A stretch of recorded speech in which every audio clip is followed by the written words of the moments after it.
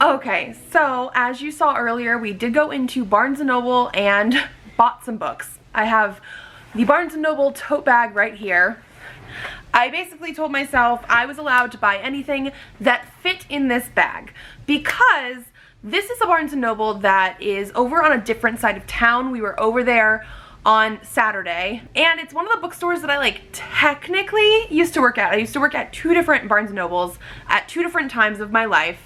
But this one has recently moved buildings, so it's actually on a different side street than it used to be.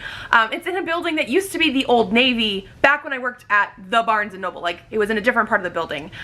It is much smaller now. It's very cute. Like, I feel like the theming of it, everything that we saw was very, very cute. But like the romance section and the manga section and even like the YA section, everything was so much smaller. Not even just smaller from like what I remember working at that store, but smaller than the store that I currently live close to, which is the second Barnes & Noble I used to work at. Like, it was just smaller. So I did buy things because it was, what was it, like the 1-year anniversary of the new Barnes & Noble like membership cards, which I am a member of because I spend too much money on books, and it definitely saves you money. So I had to go because we were doing a triple points day, 1 day only, triple points, if you are part of the premium membership, double points for the normal membership. So I actually spent like $200 and something. Presley also got a tortoise puppet, so part of this purchase was also a $30 something puppet. I had a $15 reward already that I used, and then because of the triple points, everything adding up, I actually now have 80 stamps, which translates to 40 more free dollars to use. So the next time I go to Barnes & Noble, I can definitely get a couple things for free. So yeah, that's the explanation. I did end up basically putting anything that fit in this bag, I bought. I mean, hey, I got my tax return recently, so yeah, I bought books.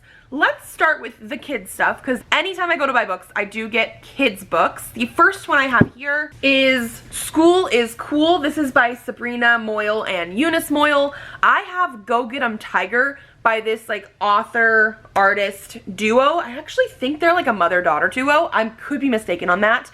But I have a different book by them that I absolutely love.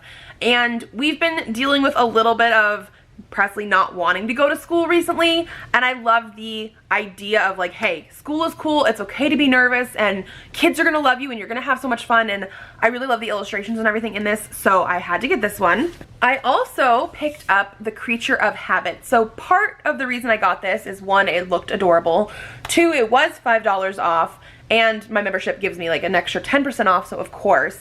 But I looked at it and it is very much, again, something that I feel like we need. It is about this creature who lives on an island. The island is the island of habit, and he eats the same food every day. He does the same thing every day. He talks to the same creatures every day. And then there's like a new monster creature guy that shows up and sort of decides to do his own thing and do something different every single day. And while at first it does give this creature some like anxiety and like, hey, that's not how it's supposed to work, eventually he does realize that maybe not every day has to be the exact same routine. And trust me, we have been dealing with that in my house. So I love this one too. I had to pick it up. We've already read both of those for the kids, by the way. So then after that, I basically ended up buying some middle grade stuff, some romance stuff, and some manga stuff, because again, the store was much smaller. Like the fantasy and sci-fi section felt so small that I was like, I looked in those areas. I looked in the YA just in case, even though I'm not into YA as much.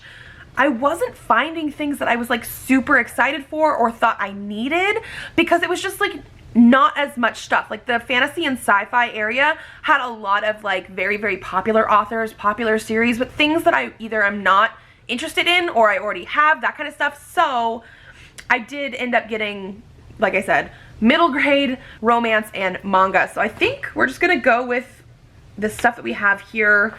Actually, I also got one graphic novel. I got Saga Volume 11 by Brian K. Vaughan and Fiona Staples.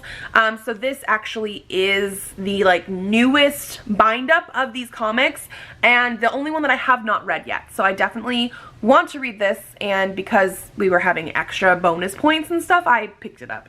I think we have mostly the romance on top, so that's what we're gonna do next. I have This Spells Love by Kate Robb.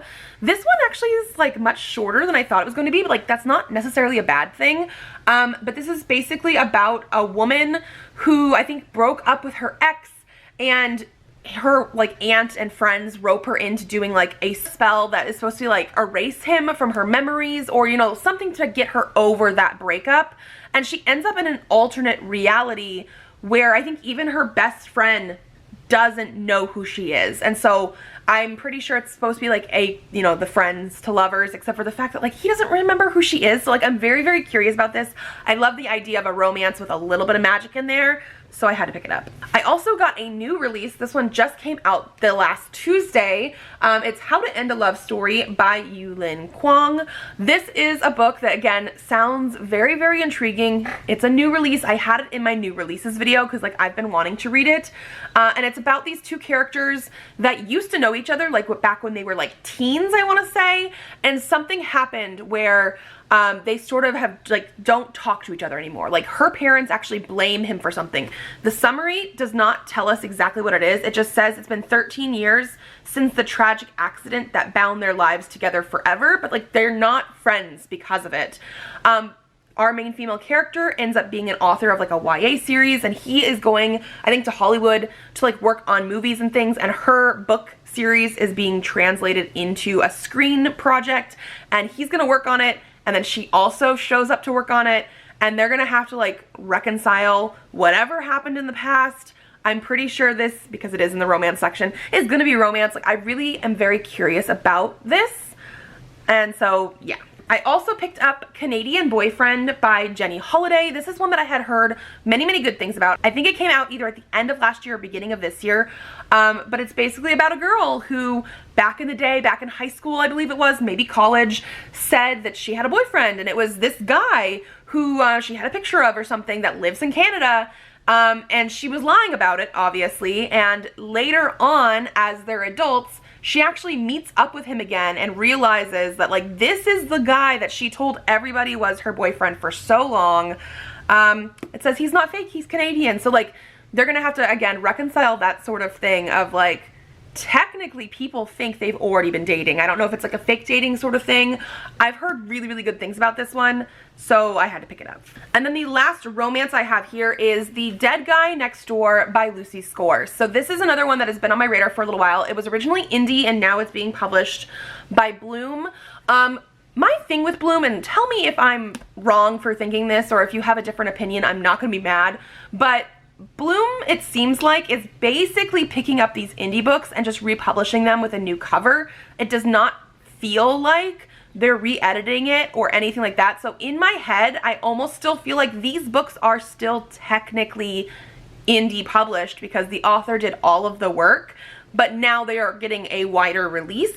Like I just feel like they're not technically traditionally published in the same way as like somebody that's getting a whole new book done by a traditional publisher. Again, it might just be me that feels this way. It could be something completely different for you all, but we also talked about how I like a little bit of magic with my books, and so this one, from my understanding, is about a woman who can see ghosts in some way, and it looks like she meets this like private investigator who is trying to figure out who killed, I think, her next door neighbor, because it's the dead guy next door. And she's also possibly a suspect because she's the next door neighbor. I'm very curious to see how this is going to play out because it does have that slightly psychic, magical aspect. And this one's actually thicker than I thought it was going to be, but I don't mind a big romance. So I really want to try this out. I think that was all of the romances. The next stuff I see here looks to be the manga section. So the ones that I have next are My Love Mixup Volume 8 and Volume 9 by Wataru Hinakure. I think because they're so lightly colored, it's a little bit hard to translate on camera. Like, I love the covers of this, but like they just don't translate on camera very well. I've absolutely been loving this series. I started reading it last year. I read the first 7 volumes, and I just didn't pick up the last 2 because I think these both came out near the end of last year, mostly just because I hadn't been going to the bookstore for a little while, like really. but this is a like male-male romance, LGBTQ, trying to figure out who you are sort of series, and it's all based on a love mix-up. We have two boys who at the very beginning, in the very first volume of the series, get sort of mixed up because one of them borrows an eraser from a girl that he likes, but it has the other boy's name on it with like a love heart on it. He drops the eraser and the other boy thinks it's his and thinks he has a crush on him. Again, big old mix up, but I've been absolutely loving this one. The art style is really, really cute. And actually I probably don't want to flip through these really because I have not read these two, but it's really, really cute. And one of the boys also reminds me a little bit of like Tamaki from Ouran High School Host Club, because sometimes it's like very, very cute art style, and then like every so often he just like goes off the rails and it's like super exaggerated, really weird art, and I really love that aspect. The next one I have here is Can't Stop Cursing You Volume 4 by Kensuke Koba. This is one that I have been looking out for every so often when I go to the bookstore, but they are sometimes like late, like they run out of copies and then they have to like republish them and it comes in late.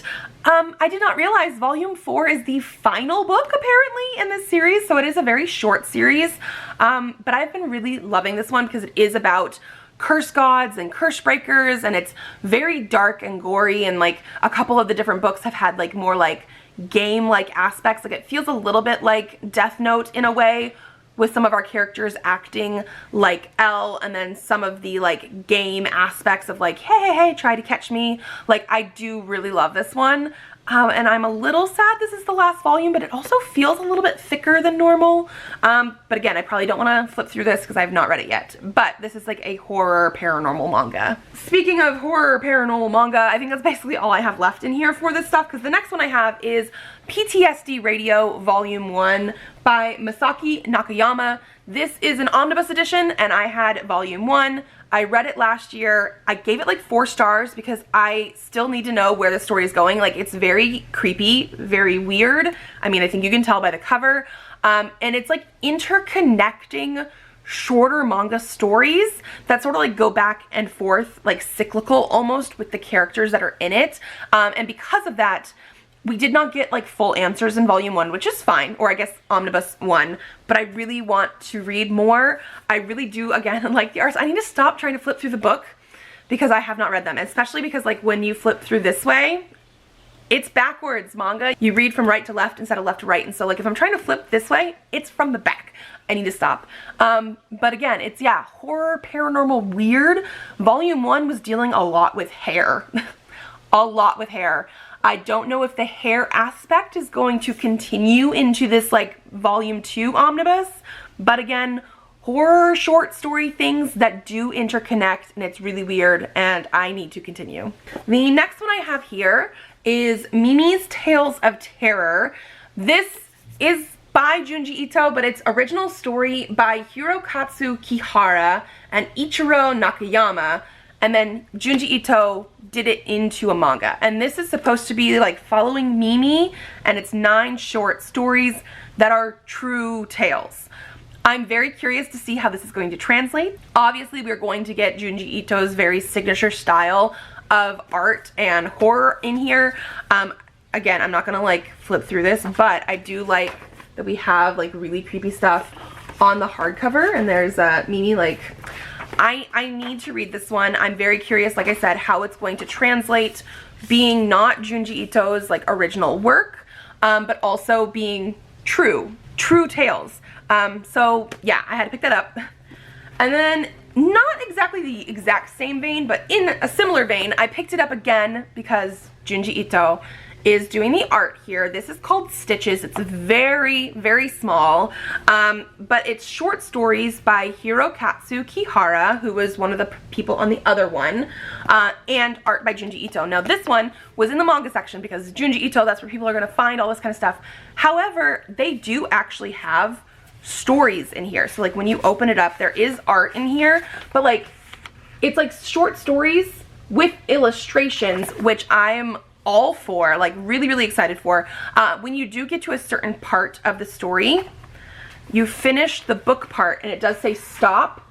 There is going to be a manga and you need to flip to the actual back side because of how this is a short story collection. You do read it from left to right, but then the manga you read from right to left. So obviously you will read the short stories first, and then you will flip it back around and read the manga. So there is an original story by Junji Ito in here, even though this is not like just that. But again, I'm very excited for this. I love the idea of short stories with the illustrations. I don't think this one is supposed to be non-fiction, sort of like based in true stories. But yeah, I'm curious. I might have to end up putting this on my manga shelf, even though it's technically not just manga. Okay, so now the only thing I have left in here is middle grade. It's all part of the same series. I'm curious, if you guys watch my channel, do you know what I'm gonna pull out of this bag? I got all of the books that I'm currently missing for, oh come on, don't do this to me. Maybe, there we go. I got all the books that I don't currently own in the Keeper of the Lost Cities series. This is like my favorite middle grade series right now. I started way late, so that's why I still have like 4 books here. I actually wasn't even expecting the last book to be in paperback yet, because I think it just came out last year, but it is. So I do have book 7, which is called Flashback.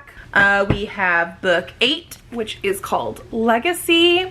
Book 8.5, even though like it's super big, it is not actually like a middle of the book sort of thing. It's just like I guess it has other points of view in it. It is still something you need to read in order to like read and understand the series. But book 8.5, which is called Unlocked, and book 9, which is called Stellar Loon. This is the one that like I think just came out last year. I did not think it was going to be in paperback already. I assumed, because once this book series started getting really popular, they started having like hardcovers and stuff first. Yeah, I mean, the paperback edition came out October 2023, also available in hardcover, but it looks like, yeah, 2023 in paperback. I was very excited to see this. I just did not think this was going to be in paperback already. I have the rest of the series now. Now, I think this series does actually have a 9.5 coming out this year sometime. And then the last book I think is supposed to be 10, which is coming out probably the year after that. So that means we do technically have 12 books in this series. I've absolutely been loving this one. It follows our main character of Sophie, who I think is like 11 or 12 in the first book. They've been growing up through the series. I don't think it's been one a year, like 1 year per book, but she has been growing up throughout the series. And I absolutely love this one. She, in the first book, finds out that she's actually an elf. Like, she was living in the human world and finds out that she's not human, goes to this elf world, has to like go to their school and have friends and family. Like, I really, really love the friendship and family aspects. As we've been getting into further books in the series, there's more like bigger problems, like overarching storylines and conspiracies and like really crazy things happening that I've just really, really been loving. I love, even though these are really huge chunkers of a book, the text is really easy to read, really easy to digest, very quick to read as well, just because of how quick everything is. So I've really, really, really been loving these ones.